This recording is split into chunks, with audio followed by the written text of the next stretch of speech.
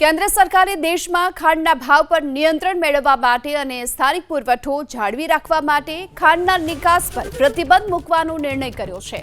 ભારત સરકારે બુધવારે ખાંડના નિકાસ પર પ્રતિબંધ અંગેની જાહેરાત કરી દેશમાં ખાંડના વધતા ભાવને અંકુશમાં લેવા માટે અને સ્થાનિક બજારમાં પર્યાપ્ત માત્રામાં ખાંડ ઉપલબ્ધ રહે તે હેતુથી નિકાસ પર તાત્કાલિક અસરથી પ્રતિબંધ મૂકવા માટેનો નિર્ણય કરાયો।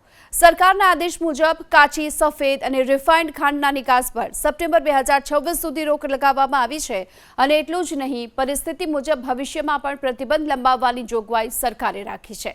નિકાસ પર રોક લાગવાને કારણે હવે દેશમાં ઉત્પાદિત થતી ખાંડનો મોટો જથ્થો સ્થાનિક બજારોમાં રહેશે, જેનાથી ગ્રાહકોને વ્યાજબી ભાવે ખાંડ મળી રહેશે।